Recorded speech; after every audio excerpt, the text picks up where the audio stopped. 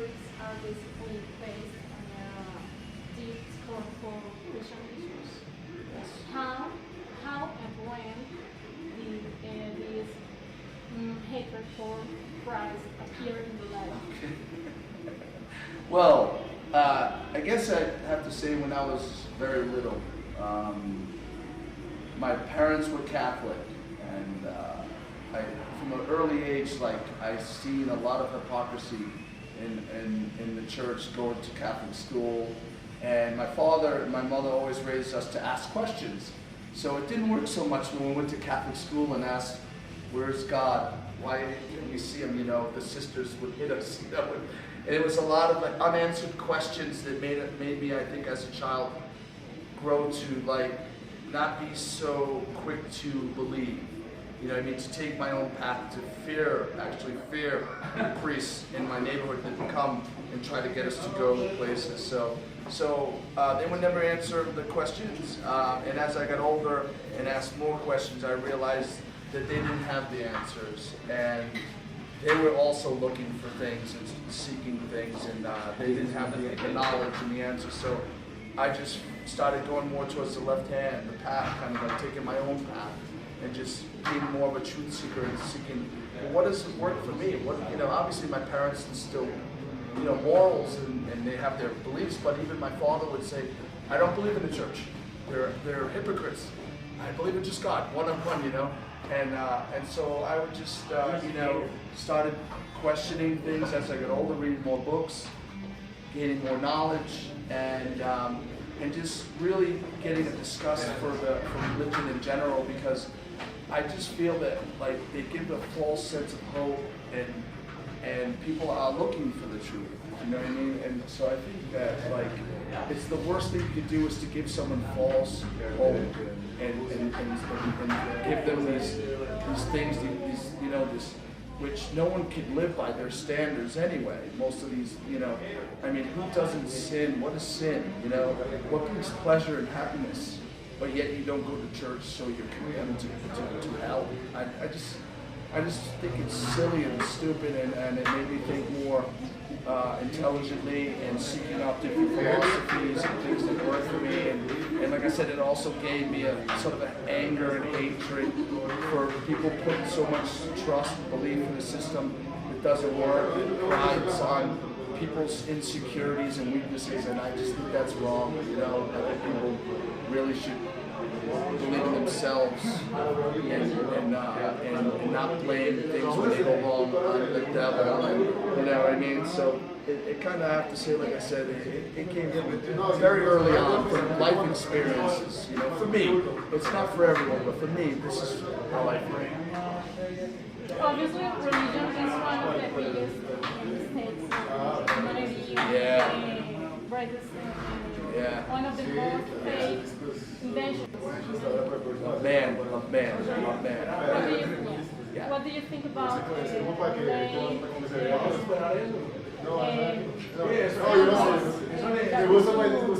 abuse?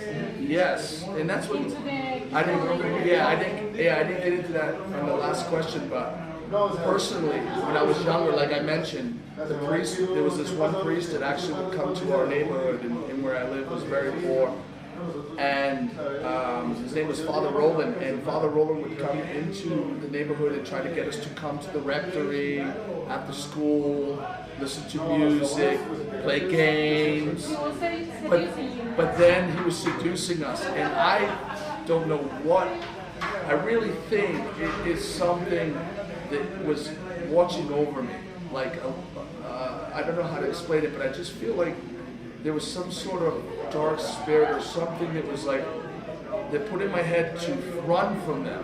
I didn't look in the face and see an angel, I seen actual evil. And come to find out, like he came and he put his hand on my shoulder one day and said, "Come with me." Anthony, he would call me Anthony, my name is Anthony, you know. People call me Tony. But he would say, "Anthony, why don't you come to the rectory? We can wrestle." I go, "Wrestle?" No, I ran. He touched me, and it was like when he touched me, my mind painted the picture. It was really, really weird. And it painted the picture of very bad things that this man has done. I don't know why, me, I was chosen to see this vision, but it made me say, you are not what you say you are. And I ran, and I climbed the tree, and went up and down for hours. And anyway, my friends, they went, and it ended up that he molested them.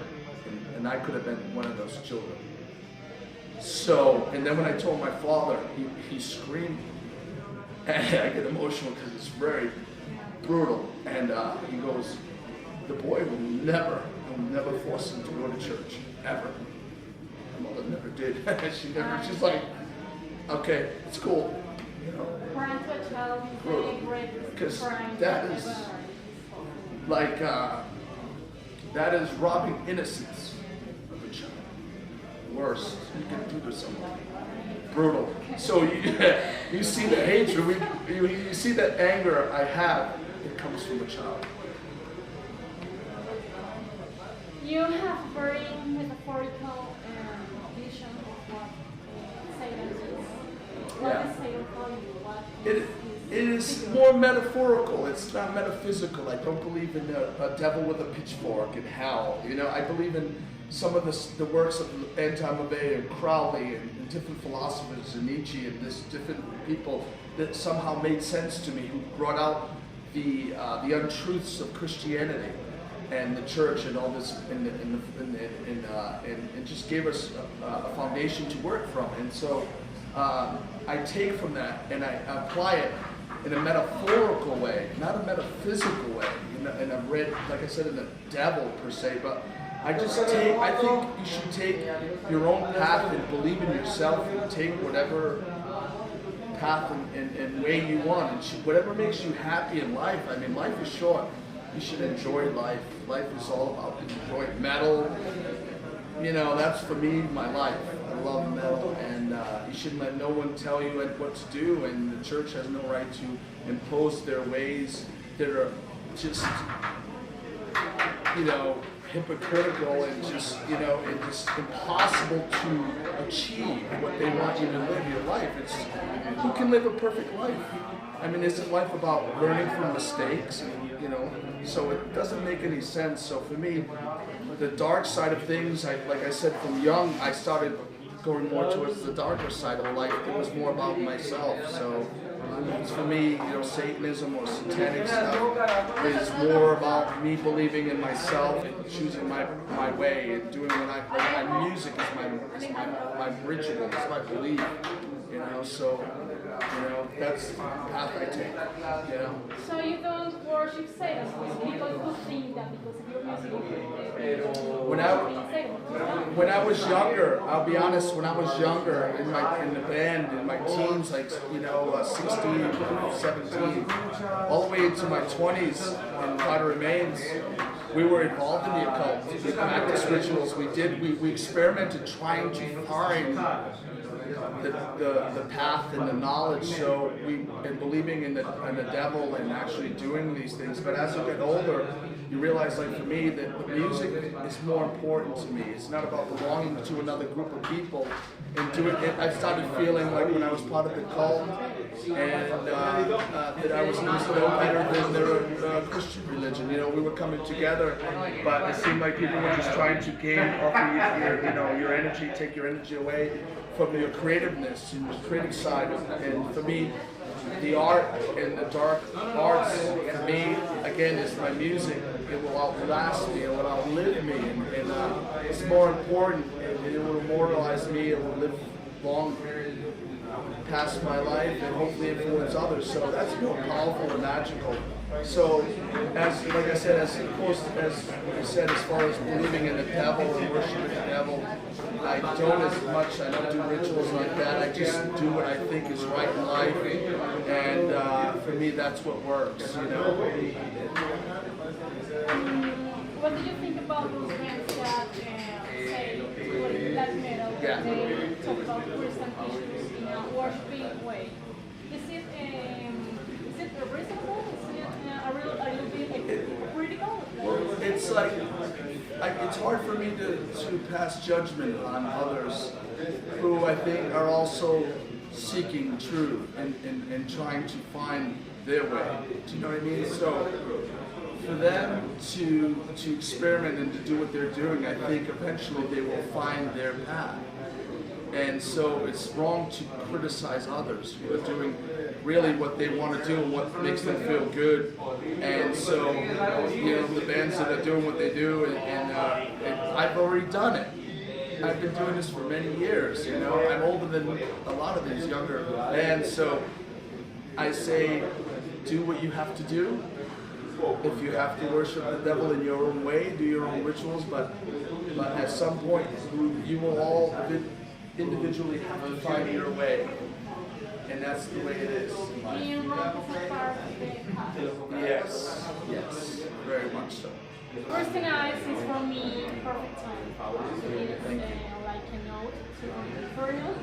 It is a blasphemous oath to the Inferno. Yes. Thank you.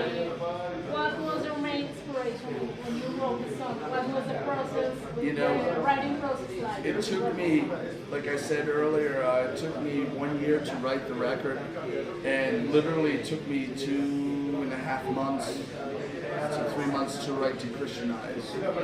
And I really just had to be by myself in a dark room and just really try to tap into something deep, pull from deep within. And as it started coming together, I started getting more excited because I was like, I'm onto something very special, very powerful.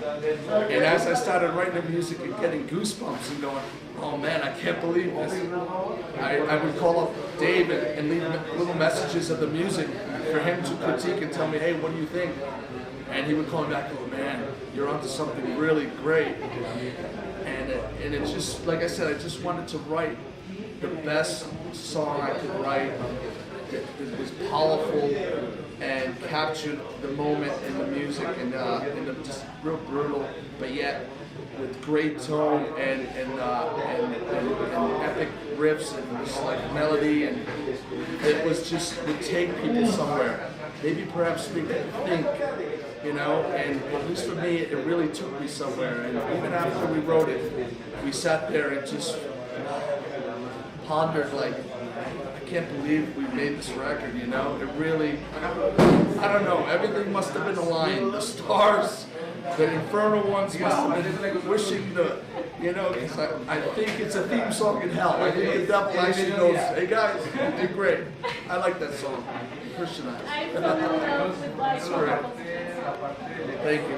It's one of my favorite songs. You've gone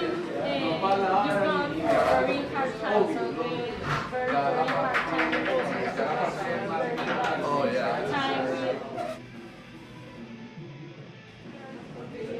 Well, the thing I learned is that you must overcome all things, obstacles, and just all the mistakes you make, you try to improve. You know what I mean? So I look at it as a learning lesson, a multi-spectrum of things from the studio. Learning different procedures in the studio, what works, what doesn't work, to how people are in this industry, in this business. It's a very tough business, the music business, death metal underground business. Very hard, not always treated well, but if you love the music like I love, you have passion, you continue and you keep going forward and trying to make the best. And that's all I do is keep marching forward and learning from mistakes, but yet, you know what? It's like anything in life. You get up when you fall, and you keep walking, you keep moving. And that's what I do. I read the Bible Remains was at the early days founded by Tony Lazaro. But then it was successful when you became a part of it. Did you ever have any kind of fights with the rights? We had disagreements. Paul actually founded the band, it's true, in '89, but only for a very short period. He started maybe a couple of months of jamming. They had the song, but they had no music, maybe a couple songs, but no demos, nothing recorded. And then I came into the band and pretty much he gave me the reins to take over the band, and my music seemed to be better, that he thought was better for the band as opposed to what he had. And so he just gave it to me. He gave me the reins and said, hey Tony, I want you to write the music. I like the direction, the music, what you want to do with the band and the ideas you have. And from, like I said, right off, as soon as I came into the band, it just did 360, a whole turn. It just was like, okay, this is the way it was, this is the way it is now. And I've always had like the passion and hard work ethic from my father. So you have to work hard. You have to work hard. So I write since I was a young teenage musician in other bands. I was in many other death metal, thrash metal bands when I was a kid. I always had this idea, and they would say, man, you think you have the answers. You want to make your own original? No, you have to play covers. I'm like, I don't want to play other people's music. I want to write my own music. It's more important to write my own music, you know? And I always had that attitude since I was a kid, like, who's this guy? He just wants to write original music? It's crazy. And so I just told the band, hey, Paul, hey guys, I got rid of a couple of people in the band that I thought were just not strong enough to play the music that I wanted to play at that time. And we just got the right people involved, and we started just, okay, we're going to make a demo. We just made goals, small little goals, and we just kept achieving things. So he's like, you know what, you keep making things happen, we're going to follow you. You write the music, and we'll just keep following. And that's how it went. I mean, years later, you know, we did have a falling out a little bit, and there was some issues that I heard from a reliable source that knows Paul. You know, he was very upset that the band became a lot more successful. And there was some jealousy and anger on his part, and you know, it's unfortunate, it's sad, because we had such great times in the early days together, working hard. But as you get older, and maybe perhaps his musical career really didn't go anywhere, and you see the success that Vital had, and there was a little bit of an animosity, a little anger, and there was a little bit of back and forth, a little bit of where he was angry, and then he dropped it. He just realized, you know what, it's not worth, you know, any problems, you know, and we haven't spoken since, but it kind of hurt me that he would think like that. But I guess, you know, when you see other people doing well, and some people had the chance to be part of it, and they quit on their own accord, you know, for their own reasons, and left me with nothing, where I had to go, okay, now I need to get to, you know. Then they must have realized, you know, he deserves it. He never gave up. He never quit. And I never did. I just was like, oh man, this sucks. What am I going to do? I lost my brothers. We worked so hard. And as things were going, and we made 2 albums, things were getting better in the States, and people around the world were knowing our music. And we were starting to plan more tours and more things we wanted to do. And then they just quit, him and the singer. So he left me again hanging in a situation very bad. Like, now what do I do? I lost my brothers in the band, and I'm alone, but David come into the band, so it was just me and him. And then I told him, I'm like, well, you quit on your own, you know, your own accord, you know, and you decided you didn't want to do it. So to be angry of success and hard work, there have been many lineup changes. Yes. What way has this affected the evolution process? It's been very hard. It's been very hard, and like it's not been easy. You know, like losing musicians and people in the band is always very tough. But people make their own decisions when they want to leave or they don't want to do it anymore. So they have no one to blame but themselves. Hey, that's what they wanted to do. So as much as it's hard, I've always kept the mindset of, hey, I'm not gonna, you know, I made a pact a long time ago, never to give up, never to quit. And even when Dave was in the band, I told him years ago, like, if I ever get weak and want to give up, you keep going, you know? So we had this thing together, and it's funny because last year when we did Summer Slaughter, he came to the show and he was like, it's great to see you still going. And he was very proud to see us playing in front of so many people and continuing with the music, you know, and that's all, you know, I could do is, as much as it's tough, is just go, you know, those guys quit, it really hurts, hurt the band, it hurt me from a friendship, you know, we were really friends and close, you know, their first lineup, so it was very devastating, and then like to find new people, and then go on tour with them, get to know them, become friends, and then they decide to quit. It's a little bit, you know, sad and everything, but you know, you just have to pull together and say, okay, maybe that's just the way it is. People come and go. You just have to remember, just don't give up. Just try to find new musicians. And that's what I've done. And that's what I've done to try to, you know, and it works, you know, it works. It's crazy as it is, you know, YouTube and all this different people, musicians, and out there. I mean, having a drummer from Mexico. We are very diverse kind of like guys, like all from different places, but yet the cool thing is we can come together and play this form of extreme brutal music together, and without even so much communication, just from here. And that's what matters. Okay, I just would like to say muchas gracias to all the fans, Medellin, Bogotá, all over Colombia and South America. It's been an honor to play here in your country, and thanks for the support. And keep listening to extreme death metal and black metal and brutal metal, and thanks again. It was a real honor to be here, and I hope to see you again. Kachimba. Gracias.